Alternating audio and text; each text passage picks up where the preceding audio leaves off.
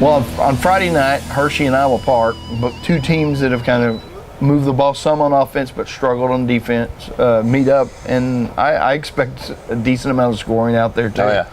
I think anytime these teams have played a game this year, there's been a decent amount of scoring on both ends. And the biggest plays may come on the ground. Yeah.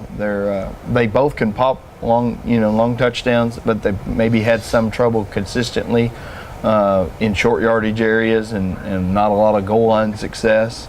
IP can throw the ball, I think, a lot better than Hershey, though. Cole Oxford's leading our area now in receiving yards. Did he have 18 catches? I think it ended up being like 12 or 14, but still a ton of catches, a ton of yards. He's their go-to guy, and I think Hershey's secondary's kind of been slow and coming along. So I think wouldn't surprise me if the Hawks have a good day passing the ball. For Hershey, it'd be nice if they could kind of control the ball, but they really haven't shown that ability. They break a bunch. Yeah, they either go 3 and out or they kind of break the long run. So that's something that's developing. They've got running backs that are explosive. They actually had some decent drives. I think Coach Young's told me they got past the 58 times last week. Yeah. So even though the shutout score, there were some drives. They've just got to figure out how to finish them.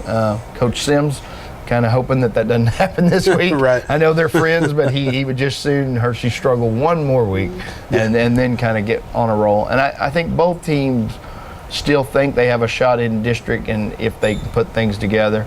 The rest of the 4A action. They're making long trips. We got Graham's at Big Spring. Graham at Big Spring, and Burke's going to Brownwood, and Vernon's going to Springtown. So 3 really long trips right there. I think Vernon Springtown will be a pretty good game.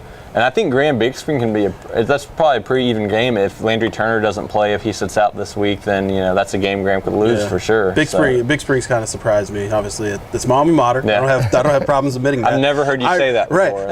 I really did. I thought they were going to drop off considerably after losing Tobin Tannehill and younger brother Ryan Tannehill last year, but they've really played well. You've seen scores the last couple of weeks. They're beating quality teams like Monahans, and I think Big Spring can give Graham a real challenge, especially that is a tough trip to go down there. So, and Vernon's won 2 straight, but it's a tough test this Yeah, and and they beat her. You hate to do this, but they beat Hershey better than Springtown did. So they're going to have a chance. I mean, their running attack looks like it's hitting on all cylinders. And Hershey's best running game came against Springtown. Yeah. So it's one of those things they can control the clock and do what they did against Burke. What I've heard, Vernon's playing some really physical football, and that fits with their tradition. And it's such a contrast of styles this game too, because Springtown, they're going to air it out, and they're going to air it out a lot, and they can put a lot of points on the board. In the next segment, we'll look at Class 3A and below.